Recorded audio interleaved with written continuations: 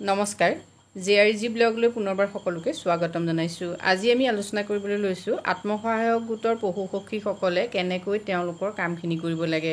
বিশেষকৈ ক্যালেন্ডাৰ এখন প্ৰস্তুত কৰিবৰ সময়ত পশুসখীসকলে কি বিষয়ৰ ওপৰত গুৰুত্ব দিব লাগে সেই সম্পৰ্কত আজি ভিডিঅ'টোৰ জৰিয়তে আপোনালোকে সম্পূৰ্ণ তথ্যখিনি জানিব পাৰিব।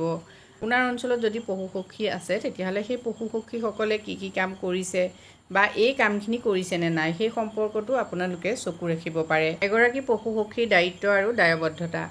এগৰাকী পশুসখী নিয়োগৰ উদ্দেশ্য হ'ল দুখীয়া দৰিদ্ৰ পৰিয়ালবোৰক কাৰিকৰীভাৱে নিৰ্দেশনা দিয়া আৰু জীৱ-জন্তু আৰু পশুধন পালকসকলৰ মাজত থকা সুৰুঙাৰ মাজত সমন্বয়ৰ সেতু গঢ়া।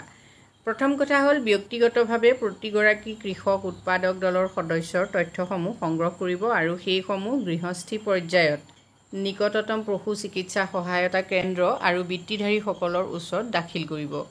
পশুধনৰ ওপৰত মাহটোত কৰিবলগীয়া কাৰ্যাৱলী তালিকা এখন সাজু কৰি ল'ব। দ্বিতীয়তে হ'ল পশুধন থকা গৃহস্থীসকলক কাৰিকৰী সহায়তা আগবঢ়াব। পশুধনৰ খেতিয়কসকলৰ মাজত উন্নত ব্যৱস্থাবোৰৰ বিষয়ে তথ্য আৰু বতৰা প্ৰদান কৰিব। উন্নত ব্যৱস্থা, খাদ্য, চিকিৎসা আদি বিষয়বোৰ প্ৰদৰ্শন কৰি দেখুৱাব। দায়িত্বত থকা অঞ্চলৰ পশুধনক সময়মতে টিকাকৰণ কৰাব।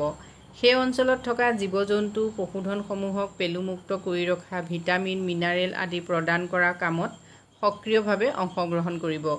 পোৱালি জগাব লগা পশুধন চিনাক্ত কৰি উপযুক্তভাৱে জগাৰ ব্যৱস্থা কৰিব। কৃত্ৰিম বীৰ্য ব্যৱহাৰ সম্পৰ্কীয় অভ্যাস কৰাব।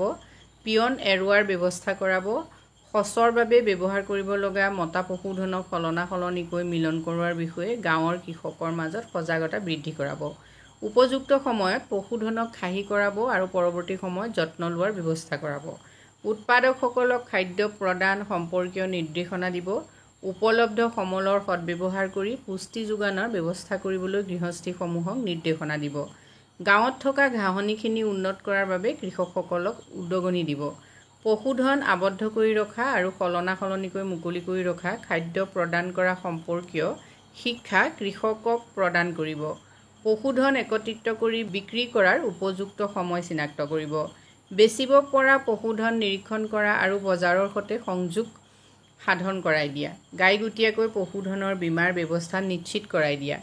পশুপালকসকলৰ মাজত মাহেকীয়া সভা অনুষ্ঠিত হোৱাটো নিশ্চিত কৰা। নিৰ্ধাৰিত দিনলিপিত প্ৰতিদিনৰ কাৰ্যাৱলী লিপিবদ্ধ কৰিব লাগিব। বিচাৰিলে সেয়া গাঁও সংগঠনক প্ৰদান কৰিব লাগিব।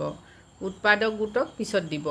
পশুপালক গোট, গাঁও সংগঠন, মণ্ডল পৰ্যায়ৰ সংগঠন, উন্নয়ন খণ্ডৰ ব্যৱস্থাপনা গোটে প্ৰদৰ্শন কৰা দায়িত্ব পালন কৰিব। জৰুৰী হ'লে ওচৰৰ পশু চিকিৎসা সেৱা কেন্দ্ৰক অৱগত কৰাব। এইখিনি হ'ল এগৰাকী পশুসখীয়ে কৰিবলগীয়া কাৰ্যাৱলী। বহুতো অঞ্চলত আমি ইতিমধ্যে দেখিছোঁ যে পশুসখীসকলে যথেষ্ট দায়িত্ব গ্ৰহণ কৰিছে আৰু পশুধন পালনৰ জৰিয়তে বহুতো কৃষক বা বহুতো মহিলা ইতিমধ্যে স্বাৱলম্বী হৈছে। এই ক্ষেত্ৰত পশুসখীসকলৰ গুৰুত্ব শলাগিবলগীয়া। আপোনাৰ অঞ্চলত আপোনালোকৰ যিগৰাকী পশুসখী আছে তেওঁ আপোনালোকক এনেধৰণৰ কাম কৰি সহায় কৰিছে নেকি? যদি সহায় কৰিছে কমেণ্ট কৰি জনাবলৈ নাপাহৰিব। আজিলৈ ইমানেই। ধন্যবাদ।